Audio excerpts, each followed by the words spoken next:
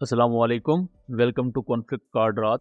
इस वक्त इंडिया ना रशिया से सही तरह वेपन्स ले पा रहा है, ना अमेरिका से उनकी बन पा रही है, और ना ही अब फ्रेंच वेपन्स पर वो उस तरह बिलीव कर पा रहे हैं या उनका फेथ है उन पर। इस वक्त एक नई डेवलपमेंट ये चल रही है कि इंडिया यूरोपीय यूनियन के साथ कुछ डिफेंस डील साइन करेगा जो कि स्ट्रेटेजिक नोयत की होंगी, और इन डिफेंस डील्स का पाकिस्तान पर क्या असर होगा, और इंडिया क्या एक रिलायबल डिफेंस पार्टनर हो सकता है। खास तौर पर यूक्रेन रशिया वॉर में इंडिया की जो इन्वॉल्वमेंट रही है वो एक दोगले एक्टर की तरह रही है कि इंडिया कई मामलात में रशिया को सपोर्ट करता रहा है और वहीं कई मामलात में यूक्रेन को भी। तो ऐसी सिचुएशन में क्या यूरोपियन वेपन्स अगर इंडिया के पास आते हैं या यूरोपीय यूनियन कुछ स्ट्रेटेजिक डील साइन करता है तो वो फ्यूचर में किस तरह बैकफायर कर सकती हैं। सबसे पहले आप ये समझें कि यूरोपीय यूनियन ने भी एक हद तक इस पर ग्रीन सिग्नल दिया है कि ठीक है, अगर इंडिया हमारे साथ एक प्रॉपर फ्रेमवर्क तय करता है तो हम इंडिया के साथ डिफेंस डील साइन कर सकते हैं। और यूरोपियन कंट्रीज को भी ये पता है, ये यूरोपीय यूनियन भी ये चीज समझता है कि इंडिया दुनिया का सबसे बड़ा आर्म इंपोर्टर है,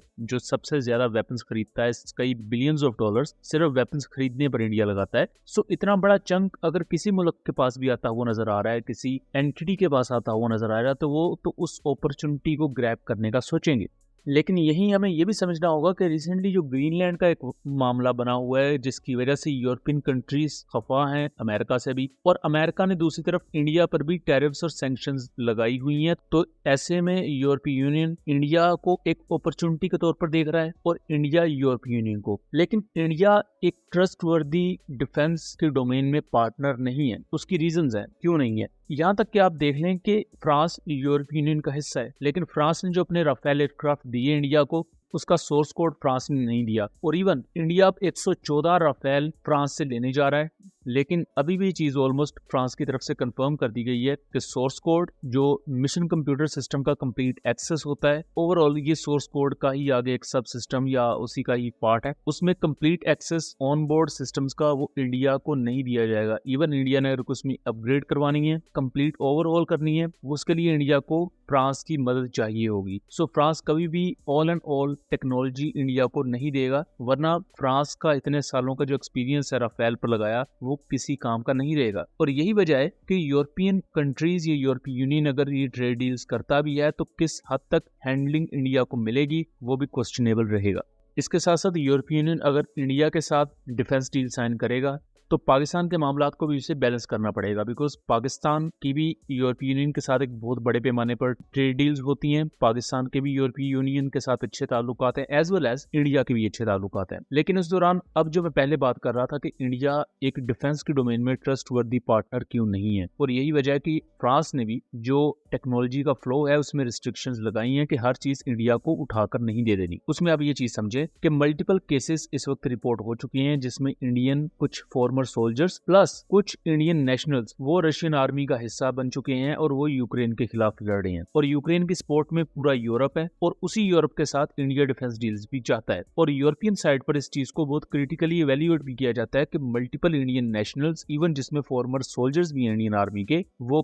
क्यों रशियन साइड पर जाकर लड़ रहे हैं। अब उसके पीछे इंडिया के अंदर चलने वाली एक ह्यूमन ट्रैफिकिंग का पूरा नेटवर्क है जिसको इसकी वजह बताया जाता है, लेकिन वजह ऑब्वियसली रशिया को भी बैलेंस करना और रशिया के साथ भी सपोर्ट एक्सटेंड करना है। दूसरी तरफ मल्टीपल ऐसे विजुअल्स भी मौजूद हैं जहां इंडिया की म्यूनिशन इंडिया लिमिटेड के बने हुए, यानी इंडिया की गवर्नमेंट एजेंसीज की बने हुई 155 mm के artillery shells Ukrainian artillery use कर रही है, और इंडियन आर्मी के बने हुए ये 155 mm के, 120 mm के, 125 mm के आर्टिलरी शेल्स इंडिया ने यूक्रेन को बेचे। तो एक तरफ इंडिया रूस को भी बंदे प्रोवाइड कर रहा है जंग लड़ने के लिए, दूसरी तरफ इंडिया यूक्रेन को वेपन्स प्रोवाइड कर रहा है रशिया से लड़ने के लिए। तो इंडिया यहाँ एक डबल एजेंट के तौर पर काम कर रहा है, और ये वो एक बेसिक रीजन है जिसकी वजह से इवन यूरोपियन नेशंस भी बहुत ही ज्यादा की टेक्नोलॉजीज या उन की टेक्नोलॉजीज के कोर पहलुओं का एक्सेस इंडिया को देने से घबराते हैं। और उसकी वजह ये भी होती है कि लेट्स सपोज अगर इंडिया में एक टेक्नोलॉजी आती है तो इंडिया रशिया के साथ मिलिट्री एक्सरसाइजेस करता है, या कल को इंडिया से ही वो चीज डिफेक्ट होकर रशिया पहुंच जाए या उसकी टेक्नोलॉजी रशिया को लीक कर दी जाए। क्योंकि हम ये तो देख चुके हैं कि इंडिया में यहाँ तक कि यूरेनियम भी आपको ब्लैक मार्केट में मिल जाएगा, हालांकि वो एक रेडियो एक्टिव एलिमेंट है और उसके बहुत ही ज्यादा खतरनाक नताइज हो सकते हैं अगर वो इस तरह खुलेआम ब्लैक मार्केट में या अंडरवर्ल्ड मार्केट्स में आपको मिल रहा है। अब इसी तरह रिसेंट इमर्ज होने वाली रिपोर्ट्स के मुताबिक इंडिया ने 2022 से 2024 के दरमियान यूक्रेन को जो वेपन सिस्टम्स वगैरह प्रोवाइड किए, एमुनिशन प्रोवाइड किया, उसकी जो टोटल लागत थी वो 135 मिलियन डॉलर्स के अराउंड थी। सो इंडिया ने इतने ज्यादा वेपन्स यूक्रेन को बेचे और ऑब्वियसली वो रशिया के खिलाफ यूज हुए, जबकि दूसरी तरफ रशिया को भी ह्यूमन ट्रैफिकिंग के थ्रू और दूसरे बहुत से डिसेप्शन पर बेस्ड पॉलिसीज को यूज करते हुए इंडियन नेशनल्स को रशियन आर्मी का हिस्सा बनवाया गया। सो दोस्तों, ये था वो एक एनालिसिस। उम्मीद करता हूँ चीजें क्लियर रही होंगी। इस पूरे मामले पर जैसे मजीद डिटेल्स आएंगी हम उस पर भी आपको आगाह रखेंगे। मिलेंगे अगली वीडियो में, तब तक के लिए अल्लाह हाफिज।